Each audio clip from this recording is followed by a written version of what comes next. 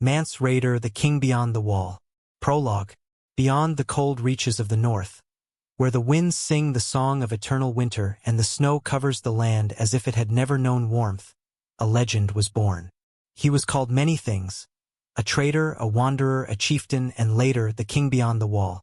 But before he became the man feared and respected by the wild tribes, he was only a boy, raised among the harsh laws of the Night's Watch. His name was Mance Rayder. Childhood and youth among the Black Brothers. Mance grew up among warriors who had sworn to serve forever. For him, the black cloak and the oath were the only destiny he knew. He learned the sword, learned how to survive the cold, learned to distinguish loyalty from fear.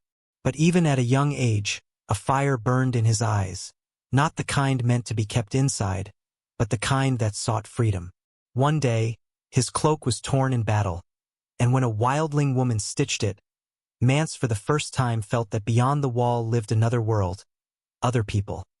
Not enemies, but children of the same frozen land. Then a doubt was born in his heart. Did the Night's Watch truly protect people, or did it only hold them in a cage of fear? Betrayal or liberation? He left the Night's Watch. To the brothers, he was a deserter, but to himself, finally free. Beyond the wall, he saw the diversity of tribes. Cave dwellers, giant riders, hunters, shamans, warriors. They were fierce and wild, but they had what he had always longed for: freedom. Mance quickly earned authority. He was not only a warrior but also a singer. His songs bound hearts as strongly as his sword bound hands. Where other leaders fought for power, he built alliances. He knew the tribes were wild, but united they could resist even death itself, which crept closer from the far north. The king beyond the wall. Step by step, battle by battle, song by song, Mance became the one they began to call the king beyond the wall.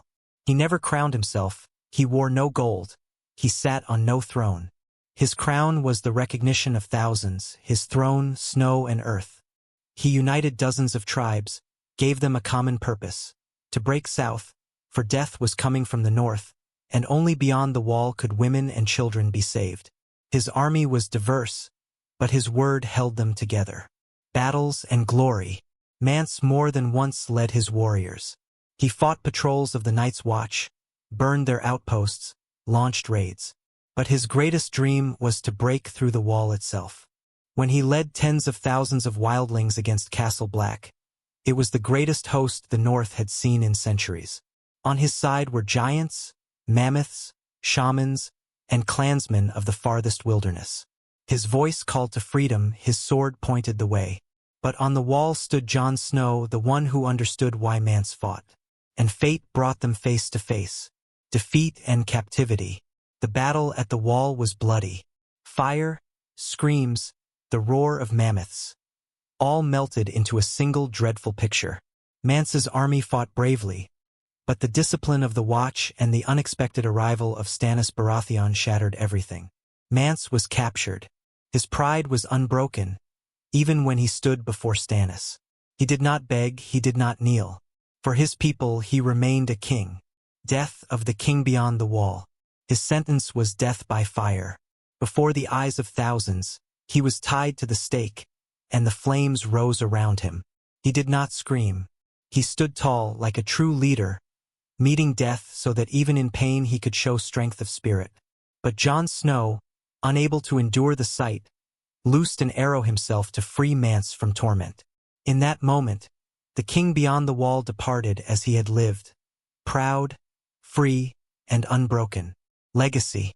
Mance Rayder was no tyrant, nor was he merely a chieftain. He became a symbol of freedom. His death did not destroy his ideas. His songs echoed long among the wild tribes. His name was spoken with honor even by those who had never seen him. To some, he was a traitor, to others, an enemy. But to those who lived beyond the wall, he was the man who first taught them to be one people. And even after death, his spirit remained there, among the winds and snows, in every free heart.